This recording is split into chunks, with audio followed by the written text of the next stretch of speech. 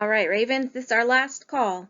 We have a selection this time of 12 new books free to Eagle staff students through a generous PTSA donation.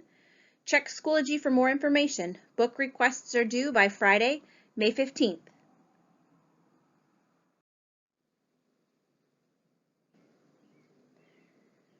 Ben Philippe writes The Field Guide to the North American Teenager. Norris Kaplan is clever, cynical, and quite possibly too smart for his own good. A black French-Canadian, he knows from watching American sitcoms that those three things don't bode well when you're moving to Austin, Texas. Plunked into a new high school and sweating a ridiculous amount from oppressive Texas heat, Norris finds himself cataloging everyone he meets: the cheerleaders, the jocks, the loners, and even the manic pixie dream girl. Making a ton of friends has never been a priority for him, and this way he can at least amuse himself until it's time to go back to Canada, where he belongs. Yet, against all odds, those labels soon become actual people to Norris, be it Loner Liam, who makes it his mission to befriend Norris, or Madison, the beta cheerleader, who is so nice that it has to be a trap. Not to mention Artie, the manic pixie dream girl, who might in fact be a real love interest in the making. He even starts playing actual hockey with the Texans. But the night of the prom, Norris screws everything up royally. As he tries to pick up the pieces, he realizes it might be time to stop hiding behind his snarky opinions and start living his life, along with the people who have found their way into his heart.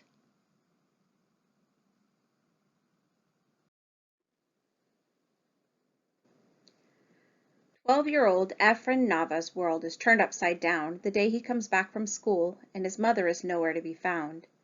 His neighbor, Donna Chana, tells him that an ICE raid was conducted at the supermarket and that Alma was picked up and deported to Mexico. When his father takes on a second job to make ends meet, Efren becomes the primary caregiver for Mia and Max, his younger twin siblings. Unsure of how much information about his mother's fate to give them, Efren tries his best to make Alma's miracles his own as he struggles to keep his siblings safe, feed them, and take them to school while still dealing with his own schooling. Taking care of Max, whose oxygen supply was cut off during childbirth and has learning disabilities, and figuring out which friends and adults to trust with his secrets add layers of responsibility Efren feels unprepared to deal with. But even as Efren's world seems to be crashing down around him, the author, Ernesto Cisneros, celebrates the kindness of the Mexican-American community and its richness of food, culture, and resilient spirit.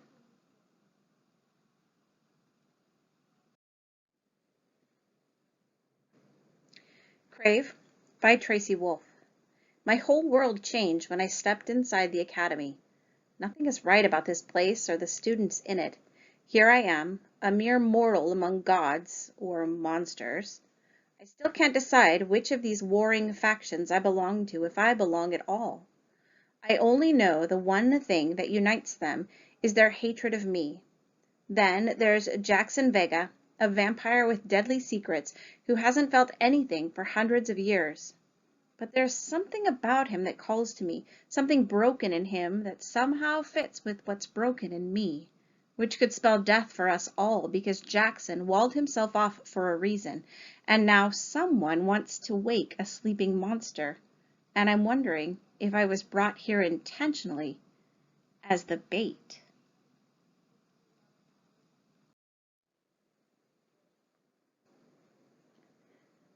From the Desk of Zoe Washington by Janae Marks.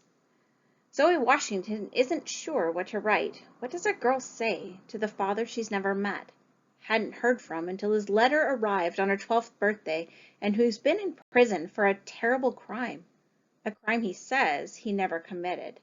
Could Marcus really be innocent?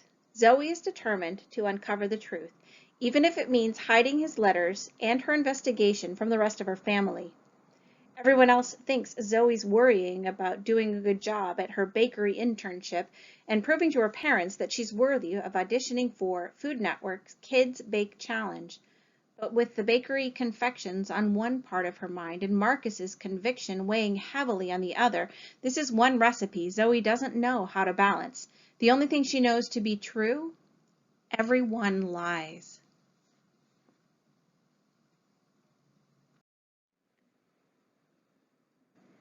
A powerful and timely teen graphic novel memoir, perfect for fans of American-born Chinese and Hey Kiddo, about a Korean-born, non-English speaking girl who is abruptly transplanted from Seoul to Huntsville, Alabama, and struggles with extreme culture shock and isolation until she discovers her passion for comic arts.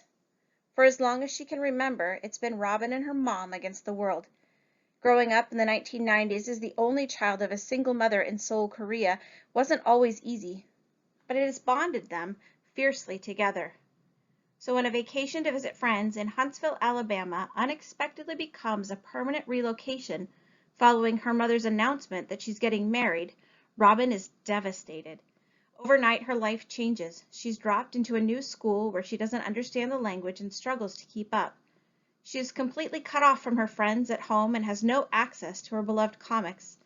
At home, she doesn't fit in with her new step-family. And worst of all, she's furious with the one person she is closest to, her mother. Then one day, Robin's mother enrolls her in a local comic drawing class, which opens the window to a future Robin could never have imagined.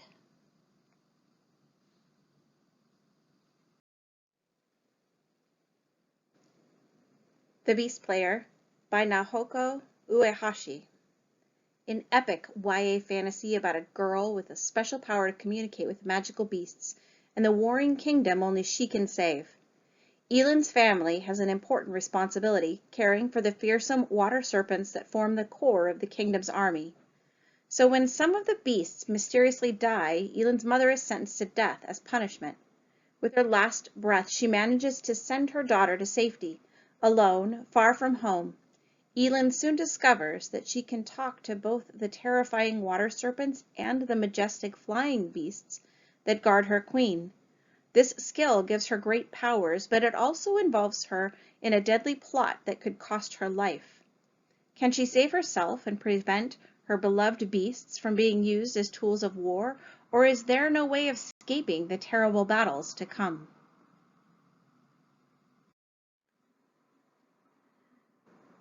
Thou shalt kill. A world with no hunger, no disease, no war, no misery. Humanity has conquered all those things and has even conquered death. Now scythes are the only ones who can end life, and they are commanded to do so in order to keep the size of the population under control. Citra and Rowan are chosen to apprentice to a scythe, a role that neither wants. These teens must master the art of taking life, knowing that the consequence of failure could mean losing their own. Scythe by Neil Shusterman.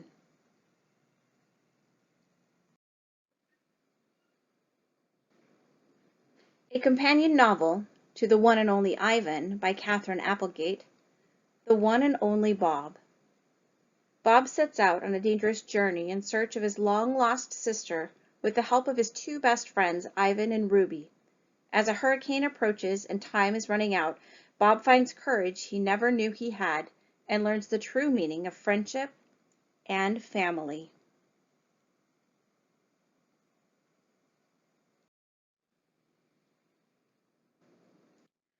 The story of John Wesley Powell, the one-armed geologist who explored the Grand Canyon.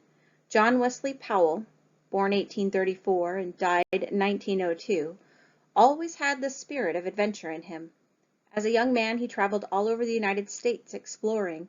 When the Civil War began, Powell went to fight for the Union, and even after he lost most of his right arm, he continued to fight until the war was over.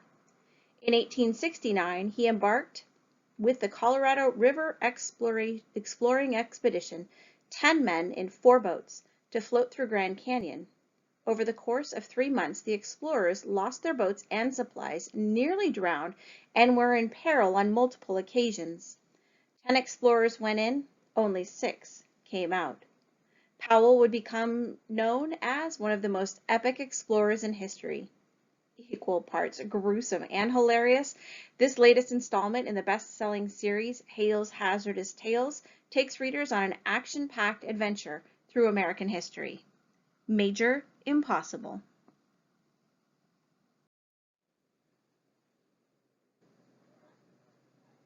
Front Desk by Kelly Yang, Robert Eagles Staff's 2020 March Book Madness winner. Mia Tang has a lot of secrets. Number one, she lives in a motel, not a big house.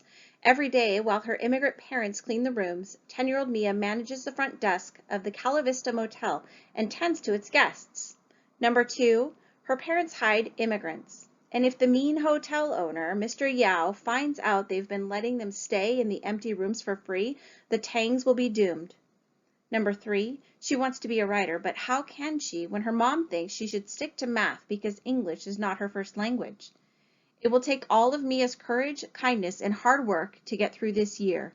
Will she be able to hold up to her job, help the immigrants and guests escape Mr. Yao, and go for her dreams?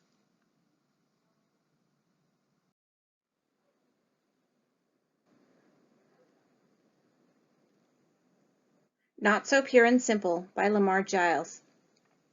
Dell has had a crush on Kira Westing since kindergarten, and now during their junior year, she's finally available. So when Kira volunteers for an opportunity at their church, Dell's right behind her. Though he quickly realizes he's inadvertently signed up for a purity pledge. His dad thinks his wires are crossed, and his best friend, Quan, doesn't believe any girl is worth the long game. But Dell's not about to lose his dream girl, and that's where fellow pledger Jameer comes in. He can put in a good word. In exchange, Dell just has to get answers to the pledger's questions about sex ed. With other boys circling Kira like sharks, Dell needs to make his move fast. But as he plots and plans, he neglects to ask the most important questions. What does Kiara want?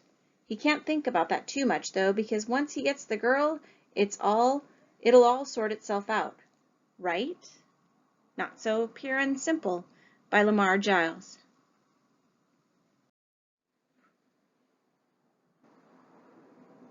It's pretty great that even though we can't be together at school, you can still choose amazing books. Thanks to our PTSA for the funding. Don't forget, check Schoology and complete the request form by Friday.